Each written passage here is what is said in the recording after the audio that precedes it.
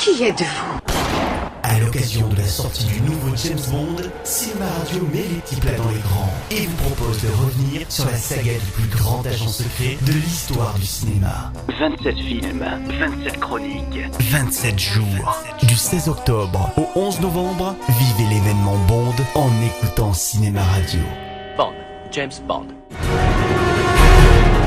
Tirez alors! Je vous dis de tirer! Non! Je risque de toucher Bond! Je vous dis de tirer, nom de Dieu! This is the end. Agent touché. Hold your breath and count to 10. Les orphelins font toujours les meilleurs recrues. Feel the earth move and then. Vous faites du sentiment avec lui. Hear my heart burst. Est-ce que tu es vraiment mort ce jour-là? Reste-t-il quoi que ce soit du 007 d'autrefois? Let the sky fall when it crumbles.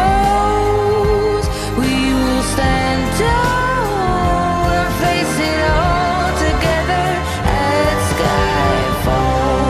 Quand sort Skyfall en 2012, cela fait 50 ans et 23 films officiels que la saga 007 fait les beaux jours du cinéma de divertissement. À cette occasion, la production va enfin donner aux fans de la série, ainsi qu'à un tout nouveau public, l'épisode qu'elle attendait depuis longtemps, à savoir le fameux Bond intelligent qu'elle tentait sans succès de faire depuis longtemps. Et c'est grâce à la vision du réalisateur d'American Beauty, Sam Mendes, cinéaste très inégal, mais qui propose ici, pour la première fois, une dramaturgie très cohérente, et non une succession de morceaux de bravoure. Le pays vous tient en très haute estime pour vos longues années de service.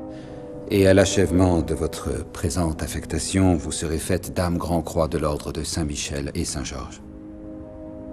Toutes mes félicitations. Vous me renvoyez. Non, madame, je supervise la période transitoire de 2 mois qui doit déboucher sur votre retraite volontaire. M, le chef du MI6, interprété pour la 7e et dernière fois par la magistrale Judi Dench, est mise sur la sellette car elle a laissé filer un disque dur contenant les noms des agents de l'OTAN infiltrés dans des organisations terroristes. Mais elle a également perdu Bond, abattu par erreur alors qu'il allait réussir à récupérer ce disque dur. Et cerise sur le gâteau, les bureaux du MI6 sont victimes d'une attaque terroriste et les ordinateurs sont hackés et mis hors service. Je dirais que ça vient de votre ordinateur, madame. Éteignez-le.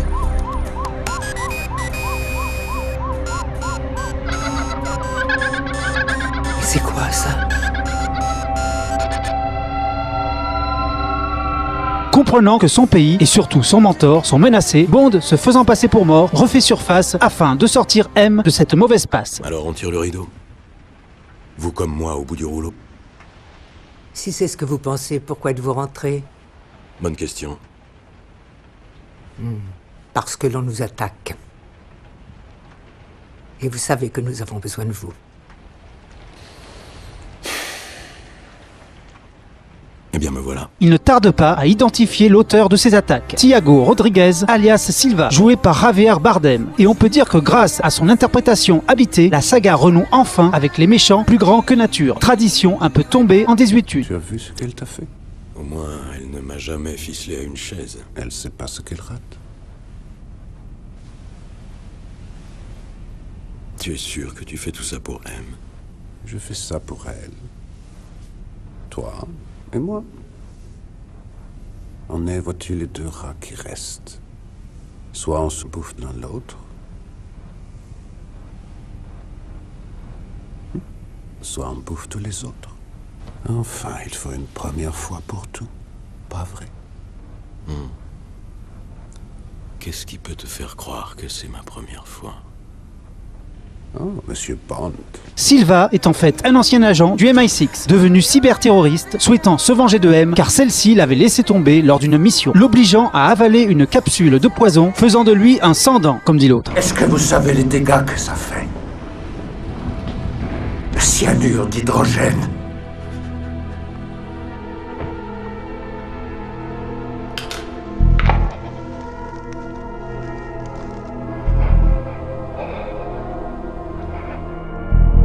Tiens, admire ton œuvre.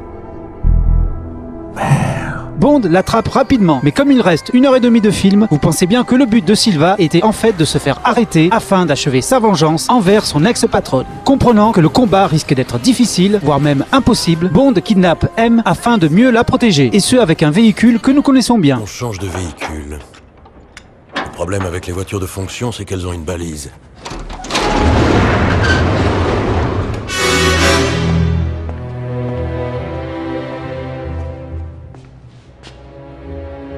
Et je suppose que cet engin, c'est la discrétion même. Le dernier acte se déroulera dans une base secrète un peu spéciale, puisque c'est dans Skyfall, la résidence des parents de Bond en Écosse. Mais 007, affaibli par les médicaments suite à son accident au début du film, sera-t-il encore à la hauteur afin de protéger celle qui lui a tout appris? Écoutez-moi, ne touchez pas à la dame, elle est à moi. Skyfall propose une histoire très simple, commençant par un pré-générique ultra spectaculaire, une poursuite qui semble ne jamais finir. Le film se stabilise ensuite et propose des scènes d'action au compte-gouttes pour s'achever sur un final apocalyptique et tragique. Mais s'il bouscule une fois de plus les codes de la saga, il se révèle beaucoup plus fidèle que les deux précédents films et réintroduit enfin des éléments mythiques de la série qui avaient disparu. Un pistolet et une radio. On peut pas dire que ce soit Noël avant l'heure.